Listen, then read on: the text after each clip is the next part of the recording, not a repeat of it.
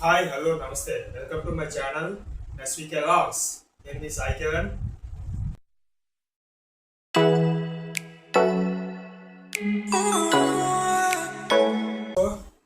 ముందుగా సబ్స్క్రైబ్ చేసుకుని ప్రతి ఒక్కరికి కూడా పేరు పేరున ధన్యవాదాలు. అండ్ ఇలాగే సపోర్ట్ చేయండి.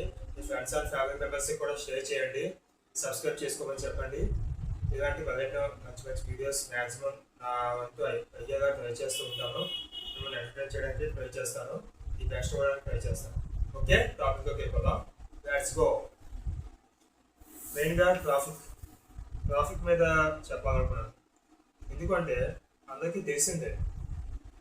మెయిన్గా ఏంటంటే ఇప్పుడు ప్రజెంట్ రోడ్ యాక్సిడెంట్స్ చాలా ఎక్కువ అవుతున్నాయి. చాలా అంటే చాలా, రోజుకి ఒక 2-3 అయినా మనం వింటున్నాం, కొన్ని చూస్తున్నాం కూడా. సో వీటికి కారణం ఏంటి? కొన్ని ఎక్కడో బ్రేక్ ఫెయిల్ అయ్యి బస్సు గుద్దేసి ఆటో గుద్దేసి అటువంటివి తప్ప అవి అయితే మనం చేయలేము. మరి ఇంకా దేవుడు దయ అంటే. కానీ మన నిర్లక్ష్యం వల్ల, మన అజాగ్రత్త వల్ల కూడా యాక్సిడెంట్ చాలా జరుగుతున్నాయి. చాలా అంటే చాలా జరుగుతున్నాయి. First point over speed. చాలామంది ఏంటంటే డ్రైవ్ చేస్తున్నప్పుడు ఓవర్ స్పీడ్ వెళ్తున్నారు. హైవేలో ఓవర్ స్పీడ్ అయితే పర్లేదు, కానీ గల్లీలో కూడా చిన్న చిన్న వీధుల్లో కూడా ఓవర్ స్పీడ్ వెళ్తున్నారు. 1 వే రోడ్లో కూడా ఓవర్ స్పీడ్ వెళ్తున్నారు. దానివల్ల ఏంటంటే ఎదురుగా నెమ్మదిగా వచ్చే ఆయన ఈయన స్పీడ్కి భయపడిపోయి ఆయన దేనో బుద్ధిలో పడిపోవడం జరుగుతుంది. లేదంటే ఈ నెల ఓవర్ స్పీడ్ ఇది ఆయన బుద్ధిలో ఏదో జరుగుతుంది. సో నష్టం జరుగుతుంది. సో ఓవర్ స్పీడ్ అవ్వడం వల్ల ఏంటంటే మంచిగా వెళ్ళినట్టు కూడా ఇబ్బంది అవ్వచ్చు. సో మెయిన్గా మీ ఫస్ట్ ఇబ్బంది నీకే. ఓవర్ స్పీడ్ ఏదైనా నీకే. ఖచ్చితంగా మనం సడన్గా ఏదైనా ఏదైనా సడన్గా ఏదైనా అడ్డు వచ్చినా సడన్గా మనం కంట్రోల్ చేసుకోవాలి. బయట మనం కంట్రోల్ చేయలేకపోతే సో దానివల్ల ఏంటంటే మనకు నష్టం జరుగుతుంది. చాలా ప్రాణాలు కావచ్చు, లేదంటే ఏదైనా జరగచ్చు. సో ఓవర్ స్పీడ్ తగ్గించాలి.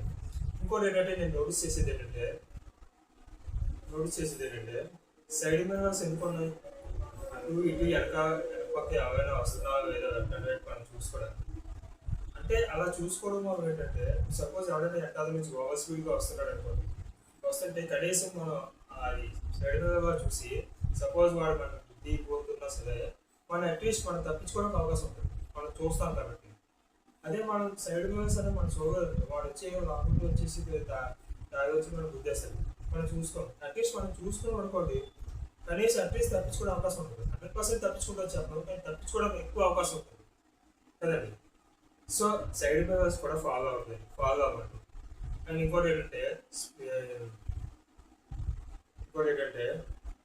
ఫోన్ మాట్లాడుతుంది డ్రైవ్ చేస్తాడు. చాలా మంది డ్రైవ్ చేసేటప్పుడు బ్లూటూత్ పెట్టుకున్నా సరే జస్ట్ మనం ఏదైనా వర్క్ చేసినా ఏదైనా ర్యాపిడో ఓలా చేసినప్పుడు నావిగేషన్ కోసం పెట్టుకుంటాం. నావిగేషన్ కోసం ఫోన్ పైన పెట్టుకుంటాం.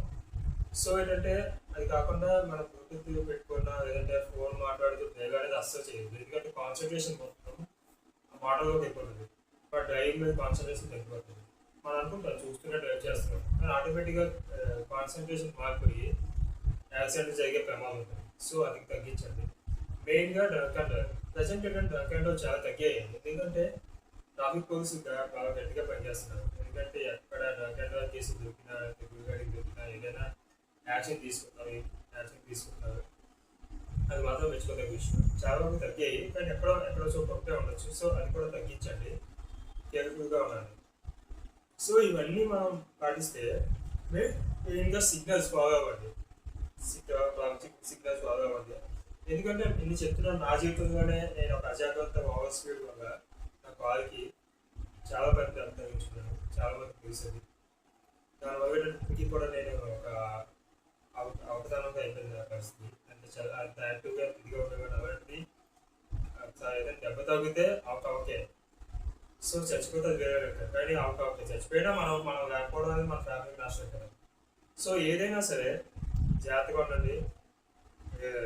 ఓవర్ స్పీడ్ తగ్గించండి.